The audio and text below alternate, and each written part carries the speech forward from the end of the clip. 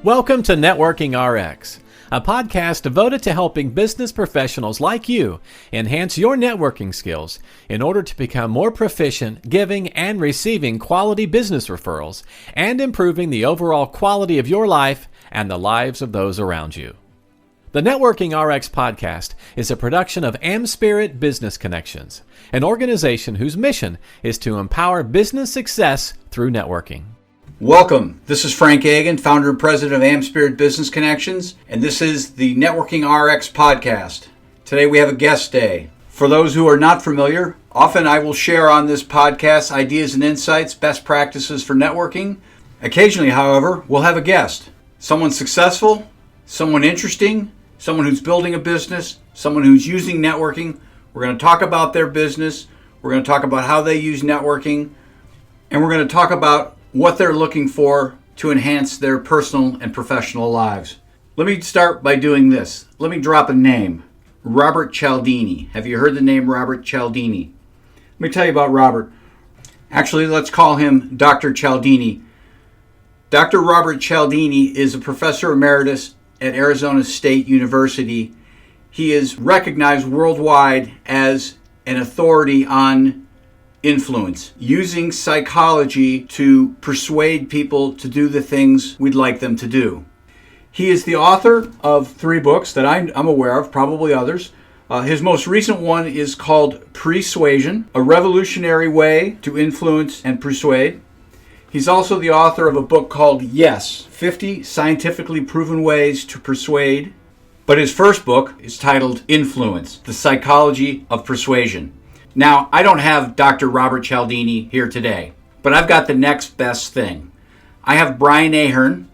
Brian is only one of 20 people worldwide that has been trained and certified by Dr. Cialdini to train and coach companies and organizations on his influence methods. So thanks, Brian. We appreciate you being here today. It's my pleasure, Frank, and it's been an honor to get to know you. I've really enjoyed it. Let's start out. There was quite a build-up with Dr. Cialdini. Can you share with our listeners, I've heard it, but share with our listeners how you got to this place, your so-called story? Okay.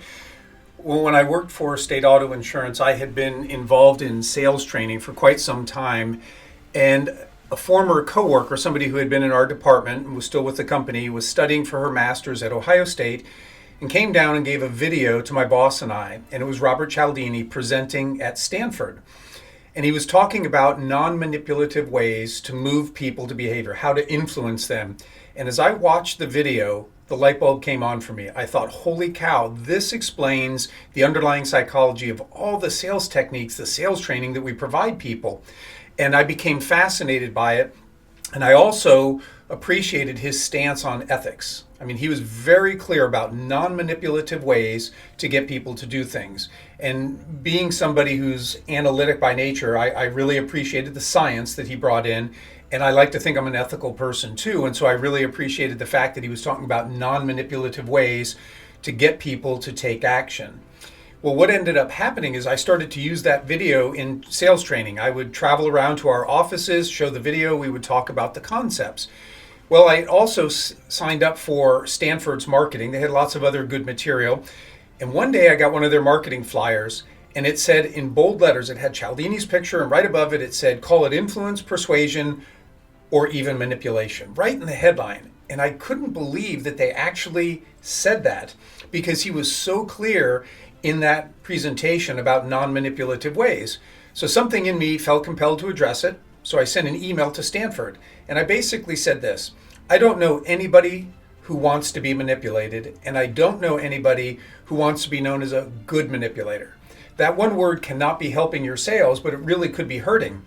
Well, I never heard from Stanford, but sometime later, my phone rang, and it was a representative from Dr. Cialdini's office. And she said, I'm calling to personally thank you on behalf of Dr. Cialdini. You sent an email to Stanford, and because of that, they're changing the marketing of our video. Oh, wow. And I was like, that's pretty cool. And so we started this conversation, and she said, if State Auto Insurance ever needs a guest speaker, Dr. Cialdini travels the world to talk about this. And I said, I sit next to the woman who books our speakers. Would you like to talk with her? And I made the transfer, and as fate would have it, he ended up out in Columbus, Ohio a couple of times, addressed our agents, and it was during that time period that I went to Arizona, went through his 2-day workshop, and was so intrigued by it that I told my boss, I need to get certified to teach this. We can use it to help our managers and supervisors. We can take it and massage it and turn it into a sales offering for our agents. And it took me 3 years to convince him, but I was like a dog with a bone. I wouldn't let go. And finally he said yes. And in early 2008, I went out to Arizona, got certified. And so now for more than 10 years, I've been teaching Dr. Cialdini's methodology of how to ethically influence people. Now, when that happened, you were still at State Auto. You were still working in the insurance industry, correct? Correct. So I did that for 10 years with State Auto, and I left State Auto in November last year. I saw into the future that this is what I would want to do when I left State Auto. I saw an opportunity to train organizations outside the insurance industry, to do speaking engagements, and I began to build my business on the side. So my business is called Influence People, and I work with organizations and individuals and teach them about this psychology. How do you ethically apply it to move people to get to better results? So I was doing that on the side, and then I just made a decision late last year that it was the right time for me to leave, and so now I'm doing it full time. You and I have met before, and you know I'm all about networking. And the books I referenced in the beginning of this podcast, I had 2 of the 3. You had me buy the 3rd, and I'm going to read them all. But as I read them, I cannot help but see parallels between what I see as networking, and I don't believe that manipulation has any place in networking either. But I see parallels between what Dr. Cialdini has written regarding influence and networking. You're out there trying to build your business. Do you kind of see these same parallels? Absolutely. So there are 7 principles of influence that Dr. Cialdini popularized, and 2 of them are especially good to help people build relationship, and that's primarily what networking is about. How do I build relationships? The 2 that come in most handy are the principle of liking. I think all of your listeners would know it's easy to say yes to those we know and like. And so if we understand that, can we then build relationships? Can we get people to not just like us, but the key is really to come to like the other person. So when we met, my goal wasn't to get you to like me, Frank. My goal was that I would come to like you. Because people, when they sense that that other person truly likes them, well, we all assume friends will do right by friends. And so you become far more open to what that person may ask of you. The other principle that we talk about is reciprocity, and that's also really big when it comes to networking. What can you do to genuinely help that other person and trust that when you need help, they will be more than willing to do it? What you want to avoid, and I'm sure you've seen this, and I'm sure some of your listeners have seen this, where you meet somebody who right away they want something from you. They want your business, they want to sell you something, and I've taught sales, and I know some salespeople do this, and it's a huge turnoff. It's about building the relationship first, and it's about giving first. If I do something to genuinely help you, you'll naturally want to help me when the time is right, if you're the person with the right skills and resources to do so. But to go into a networking situation trying to take from other people is just a huge turnoff. And so we try to teach people about this principle of reciprocity. How do you engage it? What do you do to genuinely try to help other people? And it's amazing what a difference that will make. And I can say on a personal example that when I made the choice to leave State Auto Insurance, I had lots of people reaching out to me, offering to connect me to people and saying they would do anything they could to help me because over the years I'd done so much to help them. Okay, you basically planted those seeds or made those networking investments. I talk a lot about on this podcast, I half joke about it, but I use the term know, like, and trust, and people do business with those they know, like, and trust. Mm-hmm. And within that, I tell people the best way to make that happen is to give to others. So I occasionally will use the word reciprocity. It's hard to say. It's easier to just say give. But I mean, it's amazing the parallels, and maybe it's not a coincidence. It's just how we're hardwired, and these 2 things are just kind of coming together. All of the principles that we talk about have their roots in human evolution, that they have helped us in one way or another survive. So if you think about the principle of liking, And one of the things that we talk about that makes people like each other is that they're similar.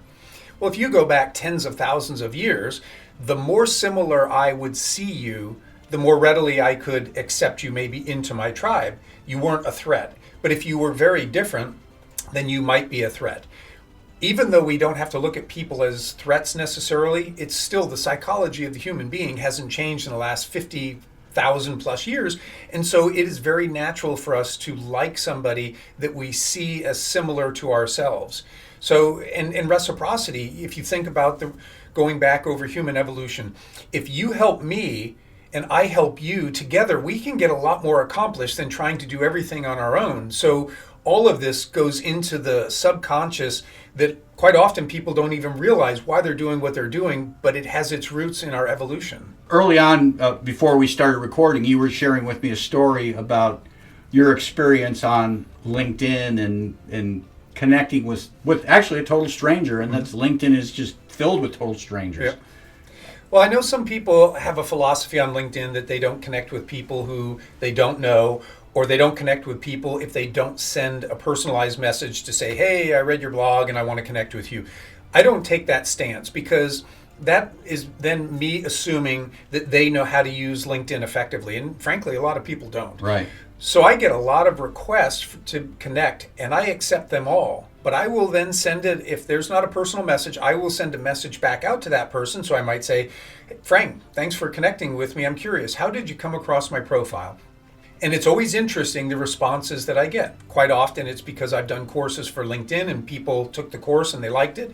I'm really glad I didn't reject that. And then other times people will just say something like, your profile looked really interesting.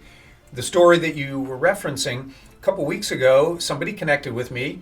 And so I said, how'd you find me? What about my profile? And he said, you look like a really interesting guy. So I like to be social on social media. And I sent a message back and I said, well, thanks. I'm going to tell my wife somebody found me interesting. And he came back and he said, you're also good looking and you look like you're probably a really great husband and father. This guy happened to go to Yale. So I said, well, I'm going to tell her that a Yale graduate told me that for extra authority.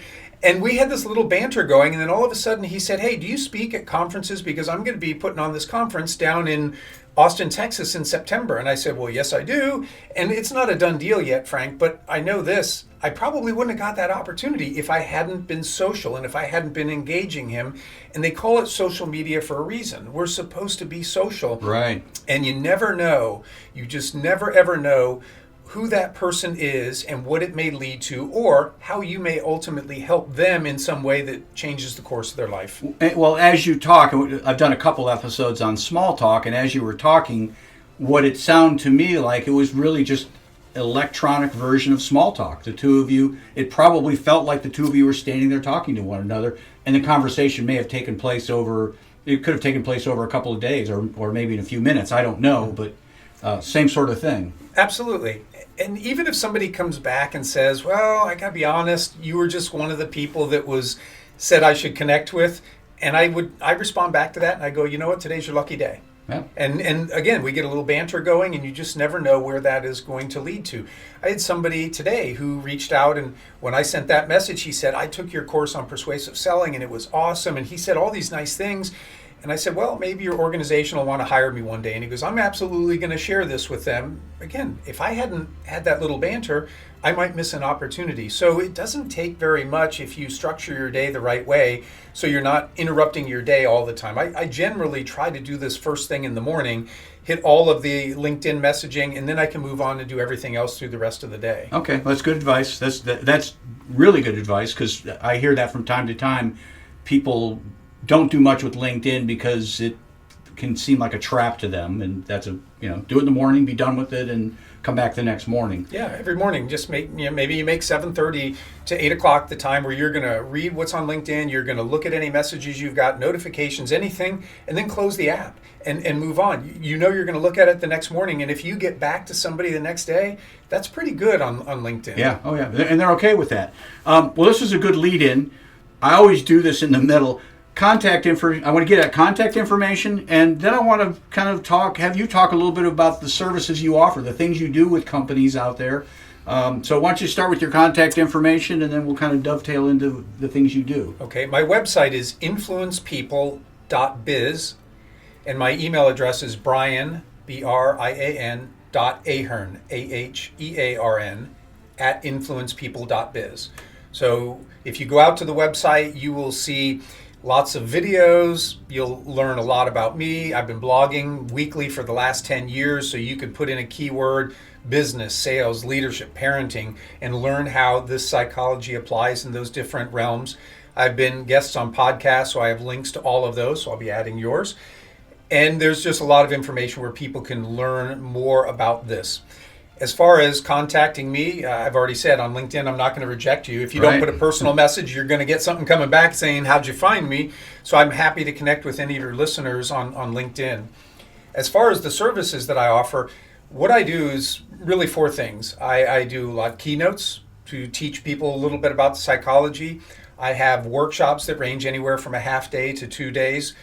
We do consulting and also coaching. So, there are some people who will say, hey, look, I love this stuff, but I don't want to spend 2 days in a workshop. Just come to my organization and tell me what we need to do. And I would look at their sales process, their marketing materials, anything where they're trying to influence other people and give them advice. Some people go through workshops and they need to be held accountable, so we can do coaching there. And then again, we do workshops on what we call persuasion. How do you set the stage for more effective persuasion? We have the principles of persuasion. It's a 2-day workshop where people learn in depth about the principles that Cialdini popularized. And then I take things and I can modify them too. So I have something called persuasive selling. So how does this psychology apply specifically in the sales process? Talk about personality styles. How does it apply to personality styles? So there's a lot of variations for it, but it all comes down to the psychology. Because the vast majority of your listeners, if they really think about their day, they're probably spending far more time trying to influence and persuade people than they even realized. One of the things you said early on, and I want to head down this path a little bit, how you've gotten yourself networked. Correct me if I'm wrong, but it sounds like you have reconnected with a lot of the people that you have met through the years. Yes. Fair statement? Very fair. As I've stepped out on my own, I've had to be a lot more proactive, obviously. And so I'm reaching out to people I've known in the industry for quite a long time. And I spent 32 years in the insurance industry. And so I've seen a lot of people who are colleagues move into decision-making positions at other companies. Some of them run companies. And so now it's a matter of continually reaching out to these people. And it's a challenge. It really is a challenge. Because even though I've known some of them for a long time, sometimes they don't respond right away. And you're like, well, what's going on? I thought we were friends. Why weren't you responding? And they're busy and they've got things going on. And so I'm having to be very persistent. And what I do is every week, minimum 24 people, usually 3-4 dozen people, I'm trying to have some type of contact. I mean, it might be a message on LinkedIn. It could be an email, a text, a phone call. Sometimes I have to leave voicemail. And I will be extremely persistent, but I'll try to be polite about it. I told one person who I was talking to, an administrative assistant that I met years ago when I did some training in Oklahoma, and the individual that I did the training for loved it. And when we had emailed, he said, I still refer to this all the time. So as I started reaching out, I'm not hearing from him. I'm like, well, why wouldn't he respond? I mean, he loved it. He's using it. I don't know what's going on there, but I told his admin, her name's Adele, and I said, Adele, just let Jay know I'm like a rash. I will not go away unless some ointment is put on. And she laughs. But if you can make them laugh a little bit, then you're not a bother. So if I have to call her in 2 or 3 weeks, we're going to have a pleasant conversation. But she's kind of an advocate for me now. And that persistency is going to pay off. Well, again, dovetailing back to what you said earlier, you've gotten her to like you. Yes. And I guess even to a certain extent, by getting her laughing, that's a form of that's giving to her. I mean, you've given her a light moment, and that those don't come all the time in business in corporate America for sure. So, well, I do appreciate you being on here today. One more time, if you could get us your contact information, that would be great. LinkedIn, it's just Brian Ahearn. If you just look for Brian Ahearn, you'll find me. And again, the website's influencepeople.biz, and the email is brian.ahern@influencepeople.biz. Okay, great. Well, thanks for being here. Thank you for having me. I really enjoyed it, Frank. Thanks for joining us on the Networking RX podcast. Please put what you've learned into action today and let us know if you have questions, comments, or ideas for future topics. You can email them to us at podcast@amspirit.com. That's AmSpirit.com. Finally, so you never miss an episode, be sure to subscribe to the Networking RX podcast through iTunes, Overcast, or however you receive your podcasts. Now get out and network with someone. The Networking RX podcast is the copyright production of AmSpirit Business Connections. All rights reserved.